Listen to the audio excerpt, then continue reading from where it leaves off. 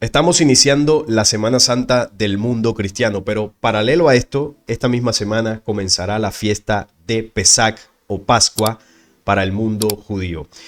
Y el contexto de esta celebración en el mundo actual es bastante diferente, ya que detrás de la celebración de Pesach hay un simbolismo que para ellos es muy importante y que muchos no conocen, que está relacionado con lo que ellos consideran el triunfo sobre Jesús en esa humillación, entre comillas, que le hicieron, pero también está relacionado con la futura reconstrucción del tercer templo. Hablemos un poco del Pesach. Yo hice un en vivo el día de ayer donde mencioné algo de esto, pero en este video quiero profundizar un poco más. ¿Qué es el Pesach? Una de las festividades más importantes del judaísmo. La Pascua es una de las fiestas más veneradas de esta denominación religiosa que conmemora la liberación de los antiguos israelitas de la esclavitud en Egipto. ¿Cuál es el origen de esta festividad? Bueno, la historia de la Pascua hebrea se encuentra en el libro del Éxodo, que relata la esclavitud de los israelitas y su posterior huida del antiguo Egipto. Temiendo que los israelitas superaran en número a su pueblo, el faraón egipcio los esclaviza y ordena asesinar a todos los hijos judíos recién nacidos. Uno de ellos es Moisés, cuyo nacimiento ha sido predicho como el salvador de los israelitas en ese momento. En la edad adulta, el Dios de los hebreos habla a Moisés instándole a que le diga al faraón que deje marchar a su pueblo, pero el faraón se niega. A cambio, Dios lanza 10 plagas consecutivas sobre Egipto para de esa forma obligar al faraón y que los liberara. Durante la última plaga, que esta es la más importante, porque es la que tiene que ver con el Pesach y con el símbolo que está detrás de todo esto, un ángel vengador va de puerta en puerta por Egipto, acabando con la vida de todo primogénito de cada familia.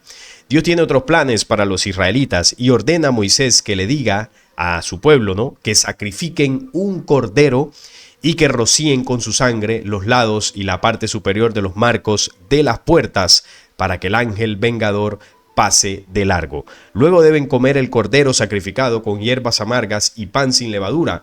Es la gota que colma el vaso para el faraón que libera a los israelitas y los expulsa de Egipto.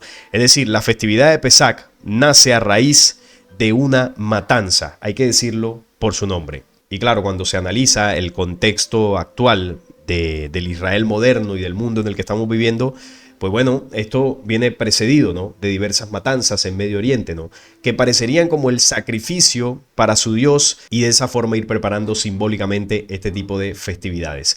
Si bien ellos ya no hacen sacrificios de animales en el templo, porque el templo no está, hoy los sacrificios cobran otra dimensión ya que se hacen en medio de contextos bélicos. Así que esta festividad comienza con un sacrificio de un cordero en el marco de la última plaga, para que ellos al rociar la sangre de este cordero, el ángel de Jehová no acabara con los primogénitos de Israel, y sí lo hiciera con los primogénitos de los egipcios. Así que la cantidad de infantes que cayeron en esa última plaga fue una cifra bastante alta.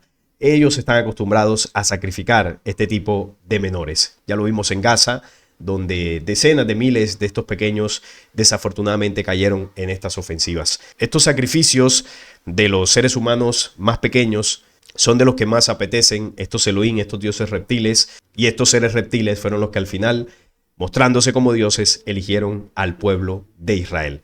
De ahí vienen todas estas costumbres oscuras. Entonces el símbolo es el cordero que se sacrificó, luego ellos se lo comieron, y eso es lo que siguen conmemorando, ¿no?, porque ellos hacen una cena en el Pesach con el pan sin levadura y algunos otros elementos, haciendo ciertos rezos para recordar, para celebrar la liberación de Egipto. Pero ¿cómo fue esa liberación? Fue a costa de la vida de muchos infantes, en el símbolo de sacrificar un cordero. Las celebraciones modernas de la Pascua conmemoran e incluso recrean muchos de los acontecimientos bíblicos. La comida ritual, que constituye la pieza central de las celebraciones pascuales, incorpora alimentos que representan elementos de aquella historia, ¿no?, como el pan sin levadura, algunas verduras, bueno, varias de las cosas que dice el texto bíblico. Ellos siguen utilizándolas, ¿no? Las celebraciones de la Pascua varían dentro y fuera de Israel. La fiesta dura una semana en ese país y 8 días en el resto del mundo, parecido a la duración de la Semana Santa, ¿no?, que es de domingo a domingo, 7 u 8 días.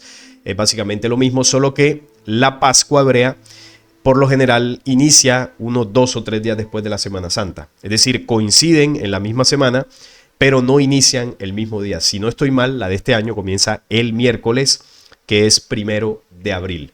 Y la Semana Santa comenzó desde el domingo 29 de marzo. Entonces hay unos pocos días de diferencia, pero al final se juntan en la misma semana.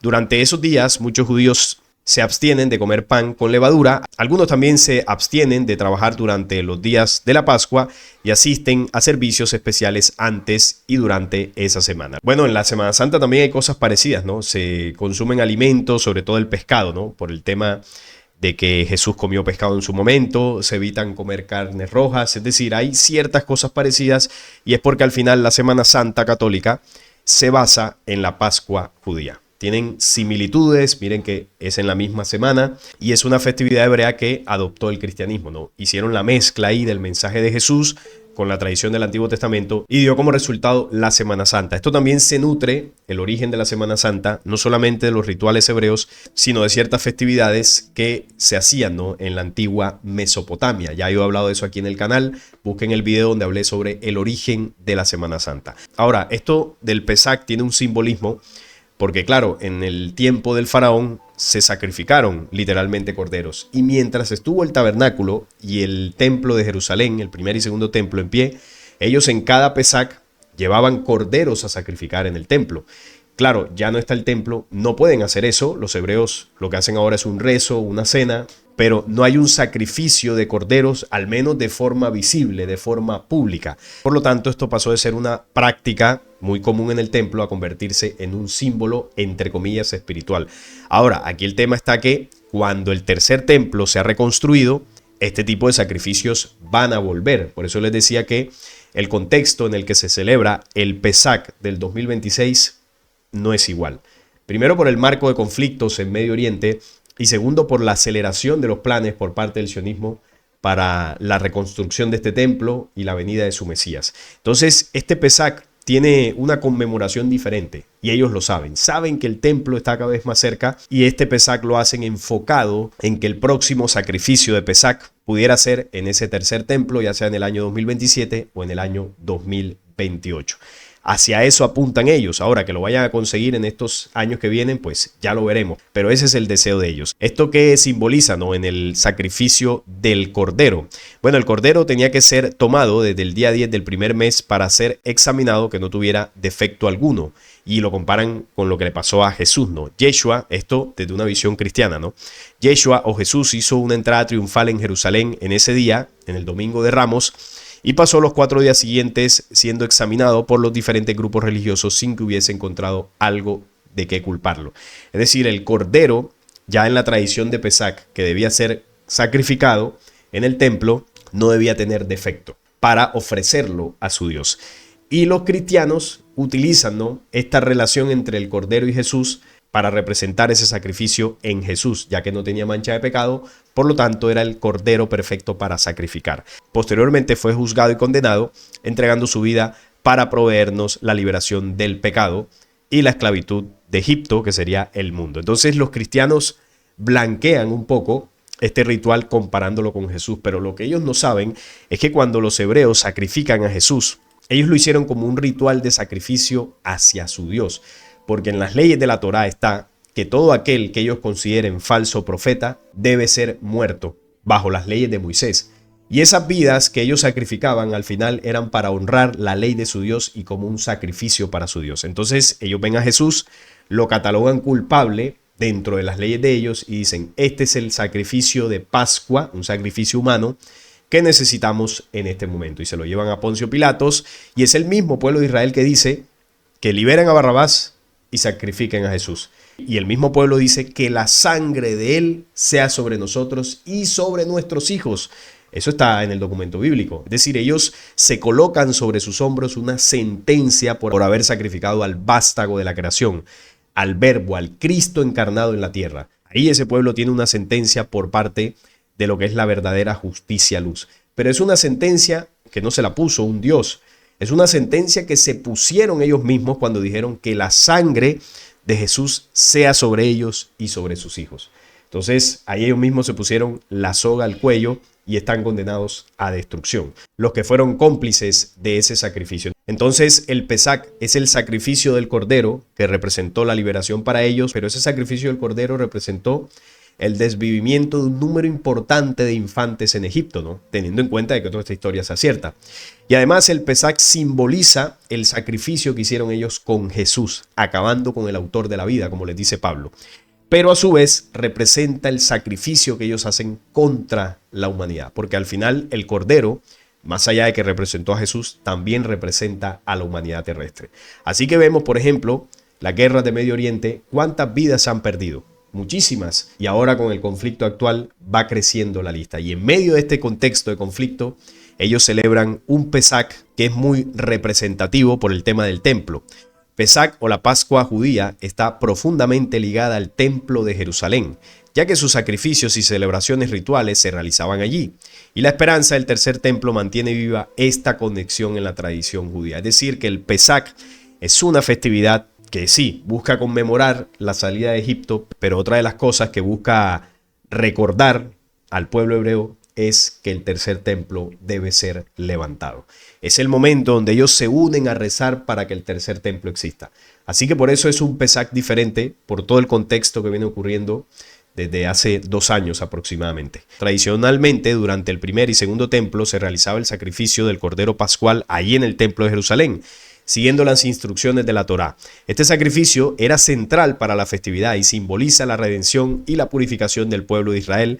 La celebración incluía la ingesta de pan sin levadura y también hierbas amargas. Desde la destrucción del segundo templo en el año 70 después de Cristo, los hebreos han orado por la reconstrucción del tercero, y esta esperanza está integrada en la liturgia diaria, incluyendo oraciones específicas por la restauración del culto y los sacrificios, que eso es lo que ellos desean hacer, ¿no? El judaísmo ortodoxo considera que en la era mesiánica el tercer templo permitirá reanudar los sacrificios rituales, incluyendo los de Pesach, siguiendo las normas del Levítico y también el Talmud. Entonces el Pesach es muy significativo para las intenciones que ellos tienen del tercer templo, porque les recuerda que los sacrificios son necesarios, porque la festividad de Pesach para ellos no es lo mismo sin el sacrificio de un cordero. Claro, ellos hacen la cena y todo esto, pero ellos saben que no es lo mismo, saben que necesitan el templo para poder reanudar los sacrificios de corderos, como lo hacían, bueno, hace cientos de años cuando los templos estaban en pie. Entonces se entiende también el aceleramiento de todo esto, ya que los rabinos fueron los que modificaron el tema del sacrificio una vez el templo dejó de estar, ¿no? Cuando los templos fueron destruidos, se cancelaron todas las normas y fiestas que tuviesen como eje central el templo o estuvieran condicionadas a este lugar, como por ejemplo la fiesta de Pesach, que cambió de tener un sacrificio, literalmente hablando, de un cordero, a simplemente una cena. Y eso para ellos es bastante doloroso, ¿no? Dentro de su tradición fanática, ya que para ellos la redención de los pecados tiene que ver con el sacrificio de un cordero, que simbolizó a Jesús, porque ellos se alegran, ¿no? Y están orgullosos de haber sacrificado al que se nombró como Hijo de Dios. ¿Y por qué? Porque Jesús al final lo denunció. Les dijo en su cara que su padre no era Dios, sino que su padre era Satanás. Les tumbó la ley de Moisés en varias ocasiones y esta gente pues no sabía qué hacer con Jesús, hasta que acabaron con su vida y lo celebraron como si fuese el triunfo del mal sobre el bien. Pero lo que ellos no sabían es que Jesús, dentro del plan de la luz, permitió esto para demostrarle a la humanidad que ni siquiera la muerte que impone este programa oscuro está por encima de la vida y de la luz. Lo demostró con la resurrección, cuando se levantó a los 3 días, venció la muerte, que es la estrategia más fuerte que ha tenido este plan oscuro en contra de la humanidad. Porque cuando usted lo amenazan con despojarlo de su vida, cualquiera dice, bueno, hasta aquí llegamos. Ya yo aquí no sigo porque no quiero perder lo más valioso que tengo. Y con eso nos doblegan. Y Jesús, sabiendo esto, dijo, no importa, que me hagan lo que quieran, que al tercer día voy a resucitar. Y con eso vence al programa oscuro y deja los conocimientos y el legado espiritual para que esta humanidad también lo haga. Se levante de toda esta manipulación y forjando el Cristo interior logre vencer la muerte.